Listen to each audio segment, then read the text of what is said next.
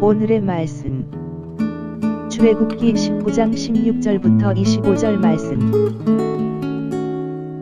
하나님 아버지, 목요일 아침 이 시간도 주님의 은혜를 함함으로 주님 앞에 나갑니다. 이 시간에도 우리 모두에게 말씀을 통해 하나님의 음성을 들려주옵소서. 예수님의 이름으로 기도합니다. 아멘. 할렐루야. 성교의 성도 여러분, 오늘도 하나님의 은혜와 평강이 가득한 하루가 되시길 축복합니다.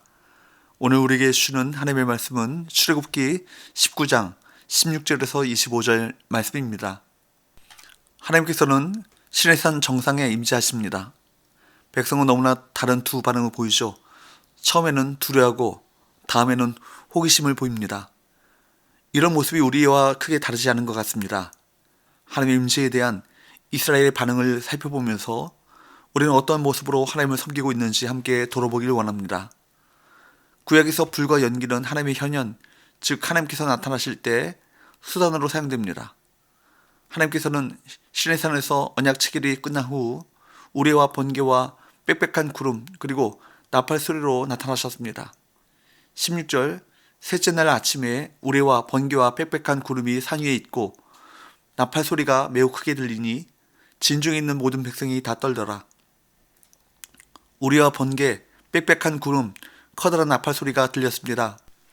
하나님의 영광은 모든 백성이 보고 느끼며 알 수 있도록 나타났습니다. 영광의 강림은 실로 모든 백성을 떨게 만들었습니다. 하나님의 영광이 강림한 것은 하나님의 살아계심을 알게 하시려는 하나님의 은혜였습니다. 간접적인 하나님의 임재였음에도 이스라엘 백성은 크게 두려워했습니다. 정결함을 갖추었지만 하나님 앞에 서기 위해 그것만으로는 부족했습니다. 17절, 모세가 하나님을 맞으려고 백성을 거느리고 진에서 나오매 그들이 산 길목에 서 있는데 두려워하는 백성을 데리고 모세가 산 길목으로 나옵니다. 백성은 아마도 두려움 속에서 움직이지 못하고 덜덜덜덜 떨고 있었을 것입니다. 모세가 그런 그들을 데리고 하나님 앞에 섰습니다. 물론 모세가 그들의 지도자이기 때문에 이스라엘을 인도한 것이지만 모세에게 그 상황은 나름 익숙한 것이었습니다. 그는 불타는 떨기나무 가운데 임재하신 하나님을 만나는 경험을 가졌기 때문입니다. 그는 이미 하나님을 만났고 경험했기에 두려워하지 않고 해야 할 일을 했습니다. 하나님을 아는 지식과 경험을 가진 성도는 다른 사람들을 도울 수 있습니다. 이제 하나님께서 산 위에 강림하십니다. 18절, 시내산에 연기가 자욱하니 여호와께서 불 가운데서 거기 강림하심이라. 그 연기가 온기가마 연기같이 떠오르고 온 산이 크게 진동하며 드디어 하나님과 이스라엘의 만남이 이루어진 것입니다. 19절, 나팔 소리가 점점 커질 때 모세가 말한즉 하나님이 음성으로 대답하시더라. 하나님께서는 모세를 이스라엘의 중보자로 세우시고 그를 통해 말씀을 전하십니다. 하나님께서는 모세와 대면하시며 그를 통해 백성에게 계시를 전하게 하심으로 모세에게 중보자의 직분을 부여하셨습니다. 그래서 다른 어느 누구도 모세의 권위에 도전하는 것을 허락하지 않으셨습니다. 그러므로 이스라엘 백성은 중보자인 모세를 통해 하나님의 음성을 듣고 모세가 전하는 말씀을 하나님의 말씀으로 믿어 준행해야 했습니다.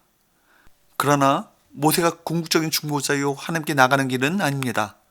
그는 예수 그리스도의 그림자와 같았습니다. 그렇습니다.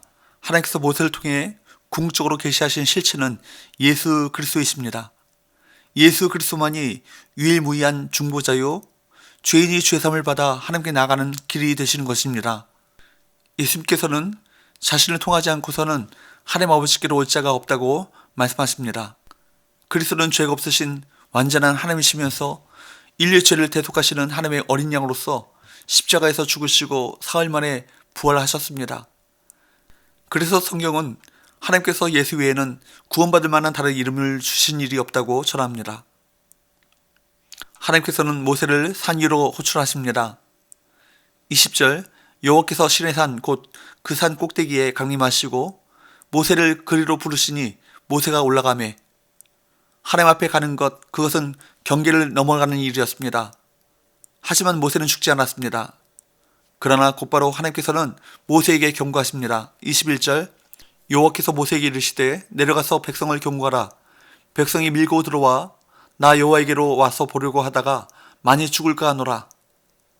모세가 죽지 않은 것을 보고 아마도 백성들이 밀고 들어오려고 했던 것 같습니다.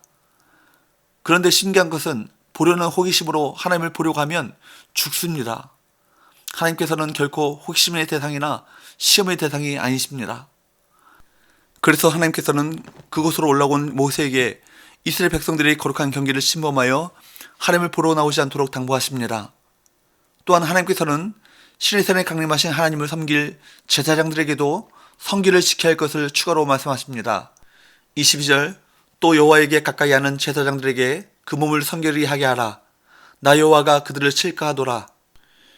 이것은 하나님께 나가는 자들이 은혜를 남용하거나 경히 여기지 않도록 행하신 조치입니다. 하나님의 영광을 체험하는 것은 신앙인들에게 너무나도 중요합니다. 그러나 체험으로 인해 교만해지거나 마치 자기 자신이 잘나서 은혜를 받은 것처럼 생각해서는 안 됨을 기억해야 합니다.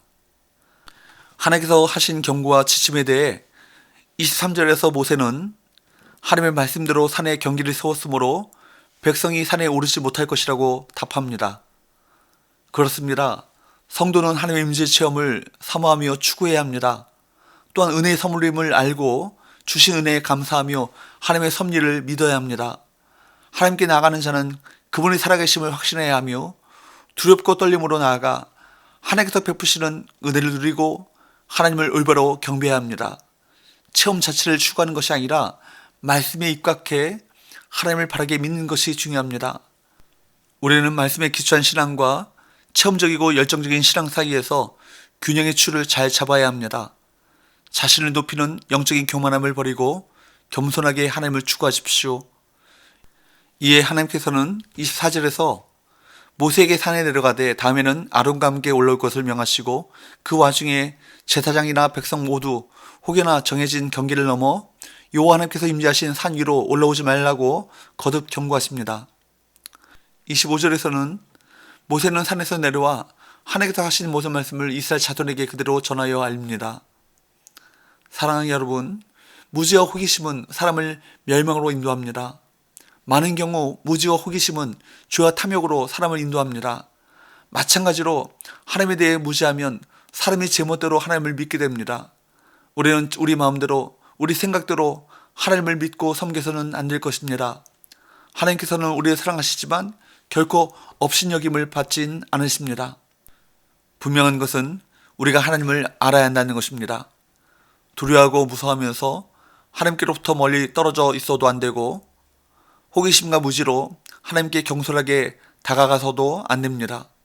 치밀하지만 경솔하지 않은 경외심으로 하나님과 동행하는 저와 여러분 되시기를 바랍니다. 기도합시다. 하나님 아버지, 거룩하신 하나님의 임재 앞에서 언제나 우리의 마음가짐을 새롭게 하게 하시고 하나님 아버지와 치밀한 사랑의 교제를 나누는 동시에 거룩하신 하나님을 경외하는 균형 잡힌 신앙을 갖고 살아가게 하여 주옵소서. 예수님의 이름으로 기도합나이다. 아멘.